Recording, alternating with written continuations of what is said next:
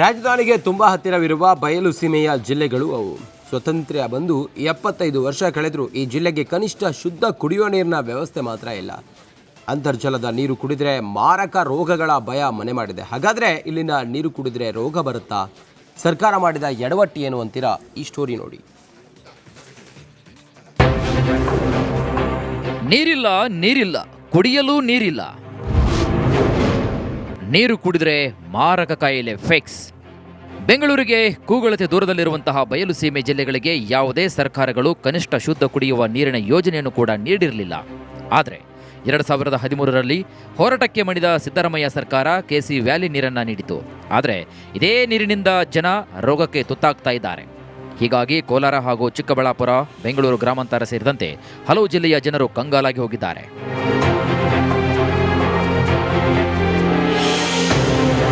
ಕುಡಿಯುವ ನೀರನ್ನ ಪರೀಕ್ಷೆ ಮಾಡಿದಾಗ ಬೆಚ್ಚಿ ಬೀಳಿಸುವಂತಹ ಅಂಶ ಬಟಾಬಯಲಾಗಿದೆ. ನೀರಿಲ್ಲ ಎಂದು ಬೋರ್ವೆಲ್ ಕೊರೆಸಿದ್ರೆ ಅಪಾಯ ಫಿಕ್ಸ್ ಅಂತ ಹೇಳಲಾಗ್ತಾ ಇದೆ. ಅಂತರ್ಜಲದಲ್ಲಿ ಮಾರಕವಾದಂತಹ ಅಂಶಗಳು ಬಯಲಿಗೆ ಬಂದಿವೆ. ಇದರಿಂದ ಜಿಲ್ಲೆಯ ಜನರು ಕ್ಯಾನ್ಸರ್, ಬ್ರೈನ್ ಟ್ಯೂಮರ್, ಬಂಜೆತನ ಸೇರಿದಂತೆ ಮಾರಕ ಕಾಯಿಲೆಗಳಿಗೆ ತುತ್ತಾಗುವ ಸಾಧ್ಯತೆ ಕೂಡ ಇದೆ ಅಂತ ಲ್ಯಾಬ್ ರಿಪೋರ್ಟ್ ಹೇಳಿದೆ. ನಮ್ಮ ಈ ಹೋರಾಟ ಬಹಳ ದೊಡ್ಡ ಮಟ್ಟದಲ್ಲಿ ಇವತ್ತು ನಾವು 17ನೇ ತಾರೀಕು ಜಲಾಗ್ರಹಿ ಅಭಿಯಾನದ ಸಮಾವೇಶ ಹಮ್ಮಿಕೊಂಡಿದ್ದೇವೆ. ಎಲ್ಲ ತಾಲೂಕಿಗೆ ಹೋಗಿ ನಾವು ಸಂಚಾಲಕರು ಆಯಾ ತಾಲೂಕಿನಲ್ಲಿರ್ತಕ್ಕಂಥ ಎಲ್ಲ ಪಕ್ಷಾತೀತವಾಗಿ, ಧರ್ಮಾತೀತವಾಗಿ ಎಲ್ಲ ಸಂಘಟನೆಗಳ ಪದಾಧಿಕಾರಿಗಳನ್ನ, ಜನಪ್ರತಿನಿಧಿಗಳನ್ನ ನಾವು ಭೇಟಿ ಮಾಡಿ ಪ್ರತಿ ಪಂಚಾಯತಿಯಿಂದ, ಪ್ರತಿ ಗ್ರಾಮದಿಂದ ನಾವು ಈ ಒಂದು ಸಮಾವೇಶಕ್ಕೆ ಜನಗಳನ್ನು ತರಲಿಕ್ಕೆ ಇವತ್ತು ನಾವು ಒಂದು ಯೋಜನೆ ಹಾಕ್ಕೊಂಡಿದ್ದೇವೆ. ಸದ್ಯ ಜಿಲ್ಲೆಯಲ್ಲಿ ಕಳೆದ 10 ವರ್ಷಗಳಿಂದ ತಣ್ಣಗಾಗಿದ್ದ ನೀರಾವರಿ ಹೋರಾಟದ ಕೂಗು ಮತ್ತೆ ಜೋರಾಗಿದೆ. ಶುದ್ಧ ಕುಡಿಯುವ ನೀರನ್ನು ಒದಗಿಸಬೇಕು ಅನ್ನೋ ನಿಟ್ಟಿನಲ್ಲಿ ಹೋರಾಟದ ಕಿಚ್ಚು ಹೊತ್ತಿಸಲಾಗಿದೆ. 4 ಜಿಲ್ಲೆಗಳ ನೀರಾವರಿ ಹೋರಾಟಗಾರರು ಈಗ ಮತ್ತೆ ತೆಲಂಗಾಣ ಮಾದರಿಯ ಜಲಾಗ್ರಹ ಹೋರಾಟಕ್ಕೆ ವೇದಿಕೆಯನ್ನು ಸಿದ್ಧ ಮಾಡ್ತಾ ಇದ್ದಾರೆ. ಆ ಜಿಲ್ಲೆಗಳ ಜನರಿಗೆ ಹಲವಾರು ರೀತಿಯಾದಂಥ ಕಾಯಿಲೆಗಳು ಬರ್ತಾ ಇದ್ದಾವೆ. ಮಾರಣಾಂತಿಕ ರೋಗಗಳಿಗೆ ತುತ್ತಾಗ್ತಾ ಇದ್ದಾರೆ. ಹಾಗಾಗಿ ಅವರನ್ನ ಎಷ್ಟೇ ಸಾವಿರ ಕೋಟಿ ಖರ್ಚಾದರೂ ಪರವಾಗಿಲ್ಲ, ನಾವು ಕೊಟ್ಟು ಅವರಿಗೆ ಶುದ್ಧವಾದಂಥ, ಸುರಕ್ಷಿತವಾದಂಥ ನದಿ ನೀರನ್ನು ಕುಡಿಸ್ತೀವಿ ಅವ್ರನ್ನ ಅನ್ನುವಂಥ ಹೆಸರಲ್ಲಿ ಇವತ್ತು ಸಾವಿರಾರು ಕೋಟಿ ಖರ್ಚಾಗಿದೆ. ಆದರೆ ಇಲ್ಲಿಯವರೆಗೆ ಒಬ್ಬ ನಾಗರಿಕನಿಗೂ ಒಂದು ಬೊಗಸೆ ನೀರನ್ನು, ನದಿ ನೀರನ್ನು ಕುಡಿಸ್ಲಿಕ್ಕೆ ಸರ್ಕಾರಗಳಿಗೆ ಸಾಧ್ಯ ಆಗಲಿಲ್ಲ.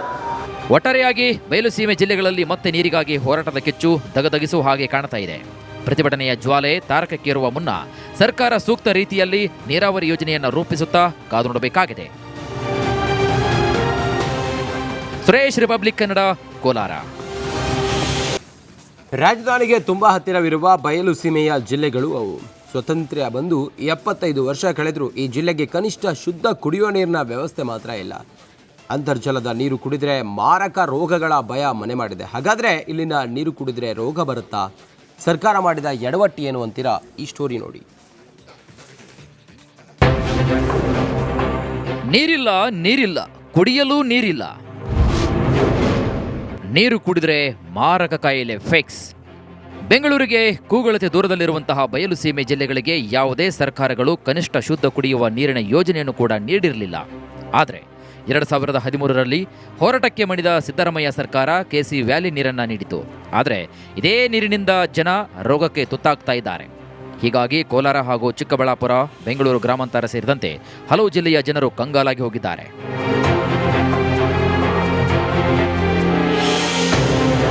ಕುಡಿಯುವ ನೀರನ್ನ ಪರೀಕ್ಷೆ ಮಾಡಿದಾಗ ಬೆಚ್ಚಿ ಬೀಳಿಸುವಂತಹ ಅಂಶ ಬಟಾಬಯಲಾಗಿದೆ. ನೀರಿಲ್ಲ ಎಂದು ಬೋರ್ವೆಲ್ ಕೊರೆಸಿದ್ರೆ ಅಪಾಯ ಫಿಕ್ಸ್ ಅಂತ ಹೇಳಲಾಗ್ತಾ ಇದೆ. ಅಂತರ್ಜಲದಲ್ಲಿ ಮಾರಕವಾದಂತಹ ಅಂಶಗಳು ಬಯಲಿಗೆ ಬಂದಿವೆ. ಇದರಿಂದ ಜಿಲ್ಲೆಯ ಜನರು ಕ್ಯಾನ್ಸರ್, ಬ್ರೈನ್ ಟ್ಯೂಮರ್, ಬಂಜೆತನ ಸೇರಿದಂತೆ ಮಾರಕ ಕಾಯಿಲೆಗಳಿಗೆ ತುತ್ತಾಗುವ ಸಾಧ್ಯತೆ ಕೂಡ ಇದೆ ಅಂತ ಲ್ಯಾಬ್ ರಿಪೋರ್ಟ್ ಹೇಳಿದೆ. ನಮ್ಮ ಈ ಹೋರಾಟ ಬಹಳ ದೊಡ್ಡ ಮಟ್ಟದಲ್ಲಿ ಇವತ್ತು ನಾವು 17ನೇ ತಾರೀಕು ಜಲಾಗ್ರಹಿ ಅಭಿಯಾನದ ಸಮಾವೇಶ ಹಮ್ಮಿಕೊಂಡಿದ್ದೇವೆ. ಎಲ್ಲ ತಾಲೂಕಿಗೆ ಹೋಗಿ ನಾವು ಸಂಚಾಲಕರು ಆಯಾ ತಾಲೂಕಿನಲ್ಲಿರ್ತಕ್ಕಂಥ ಎಲ್ಲ ಪಕ್ಷಾತೀತವಾಗಿ, ಧರ್ಮಾತೀತವಾಗಿ ಎಲ್ಲ ಸಂಘಟನೆಗಳ ಪದಾಧಿಕಾರಿಗಳನ್ನ, ಜನಪ್ರತಿನಿಧಿಗಳನ್ನ ನಾವು ಭೇಟಿ ಮಾಡಿ ಪ್ರತಿ ಪಂಚಾಯತಿಯಿಂದ, ಪ್ರತಿ ಗ್ರಾಮದಿಂದ ನಾವು ಈ ಒಂದು ಸಮಾವೇಶಕ್ಕೆ ಜನಗಳನ್ನು ತರಲಿಕ್ಕೆ ಇವತ್ತು ನಾವು ಒಂದು ಯೋಜನೆ ಹಾಕ್ಕೊಂಡಿದ್ದೇವೆ. ಸದ್ಯ ಜಿಲ್ಲೆಯಲ್ಲಿ ಕಳೆದ 10 ವರ್ಷಗಳಿಂದ ತಣ್ಣಗಾಗಿದ್ದ ನೀರಾವರಿ ಹೋರಾಟದ ಕೂಗು ಮತ್ತೆ ಜೋರಾಗಿದೆ.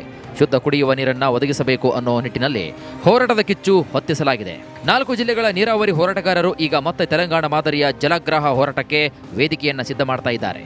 ಆ ಜಿಲ್ಲೆಗಳ ಜನರಿಗೆ ಹಲವಾರು ರೀತಿಯಾದಂಥ ಕಾಯಿಲೆಗಳು ಬರ್ತಾ ಇದ್ದಾವೆ, ಮಾರಣಾಂತಿಕ ರೋಗಗಳಿಗೆ ತುತ್ತಾಗ್ತಾ ಇದ್ದಾರೆ. ಹಾಗಾಗಿ ಅವರನ್ನ ಎಷ್ಟೇ ಸಾವಿರ ಕೋಟಿ ಖರ್ಚಾದರೂ ಪರವಾಗಿಲ್ಲ, ನಾವು ಕೊಟ್ಟು ಅವರಿಗೆ ಶುದ್ಧವಾದಂಥ ಸುರಕ್ಷಿತವಾದಂಥ ನದಿ ನೀರನ್ನು ಕುಡಿಸ್ತೀವಿ ಅವ್ರನ್ನ ಅನ್ನುವಂಥ ಹೆಸರಲ್ಲಿ ಇವತ್ತು ಸಾವಿರಾರು ಕೋಟಿ ಖರ್ಚಾಗಿದೆ. ಆದರೆ ಇಲ್ಲಿಯವರೆಗೆ ಒಬ್ಬ ನಾಗರಿಕನಿಗೂ ಒಂದು ಬೊಗಸೆ ನೀರನ್ನ, ನದಿ ನೀರನ್ನು ಕುಡಿಸ್ಲಿಕ್ಕೆ ಸರ್ಕಾರಗಳಿಗೆ ಸಾಧ್ಯ ಆಗಲಿಲ್ಲ. ಒಟ್ಟಾರೆಯಾಗಿ ಬಯಲುಸೀಮೆ ಜಿಲ್ಲೆಗಳಲ್ಲಿ ಮತ್ತೆ ನೀರಿಗಾಗಿ ಹೋರಾಟದ ಕಿಚ್ಚು ದಗದಗಿಸುವ ಹಾಗೆ ಕಾಣ್ತಾ ಇದೆ. ಪ್ರತಿಭಟನೆಯ ಜ್ವಾಲೆ ತಾರಕಕ್ಕೇರುವ ಮುನ್ನ ಸರ್ಕಾರ ಸೂಕ್ತ ರೀತಿಯಲ್ಲಿ ನೀರಾವರಿ ಯೋಜನೆಯನ್ನು ರೂಪಿಸುತ್ತಾ ಕಾದು ನೋಡಬೇಕಾಗಿದೆ. ಸುರೇಶ್, ರಿಪಬ್ಲಿಕ್ ಕನ್ನಡ, ಕೋಲಾರ. ರಾಜಧಾನಿಗೆ ತುಂಬಾ ಹತ್ತಿರವಿರುವ ಬಯಲು ಸೀಮೆಯ ಜಿಲ್ಲೆಗಳು ಅವು. ಸ್ವಾತಂತ್ರ್ಯ ಬಂದು 75 ವರ್ಷ ಕಳೆದರೂ ಈ ಜಿಲ್ಲೆಗೆ ಕನಿಷ್ಠ ಶುದ್ಧ ಕುಡಿಯುವ ನೀರಿನ ವ್ಯವಸ್ಥೆ ಮಾತ್ರ ಇಲ್ಲ. ಅಂತರ್ಜಲದ ನೀರು ಕುಡಿದ್ರೆ ಮಾರಕ ರೋಗಗಳ ಭಯ ಮನೆ ಮಾಡಿದೆ. ಹಾಗಾದ್ರೆ ಇಲ್ಲಿನ ನೀರು ಕುಡಿದ್ರೆ ರೋಗ ಬರುತ್ತಾ? ಸರ್ಕಾರ ಮಾಡಿದ ಎಡವಟ್ಟು ಏನು ಅಂತೀರಾ? ಈ ಸ್ಟೋರಿ ನೋಡಿ. ನೀರಿಲ್ಲ, ನೀರಿಲ್ಲ, ಕುಡಿಯಲು ನೀರಿಲ್ಲ. ನೀರು ಕುಡಿದ್ರೆ ಮಾರಕ ಕಾಯಿಲೆ ಫಿಕ್ಸ್. ಬೆಂಗಳೂರಿಗೆ ಕೂಗಳತೆ ದೂರದಲ್ಲಿರುವಂತಹ ಬಯಲು ಸೀಮೆ ಜಿಲ್ಲೆಗಳಿಗೆ ಯಾವುದೇ ಸರ್ಕಾರಗಳು ಕನಿಷ್ಠ ಶುದ್ಧ ಕುಡಿಯುವ ನೀರಿನ ಯೋಜನೆಯನ್ನು ಕೂಡ ನೀಡಿರಲಿಲ್ಲ. ಆದರೆ 2013ರಲ್ಲಿ ಹೋರಾಟಕ್ಕೆ ಮಣಿದ ಸಿದ್ದರಾಮಯ್ಯ ಸರ್ಕಾರ ಕೆಸಿ ವ್ಯಾಲಿ ನೀರನ್ನ ನೀಡಿತು. ಆದರೆ ಇದೇ ನೀರಿನಿಂದ ಜನ ರೋಗಕ್ಕೆ ತುತ್ತಾಗ್ತಾ ಇದ್ದಾರೆ. ಹೀಗಾಗಿ ಕೋಲಾರ ಹಾಗೂ ಚಿಕ್ಕಬಳ್ಳಾಪುರ, ಬೆಂಗಳೂರು ಗ್ರಾಮಾಂತರ ಸೇರಿದಂತೆ ಹಲವು ಜಿಲ್ಲೆಯ ಜನರು ಕಂಗಾಲಾಗಿ ಹೋಗಿದ್ದಾರೆ.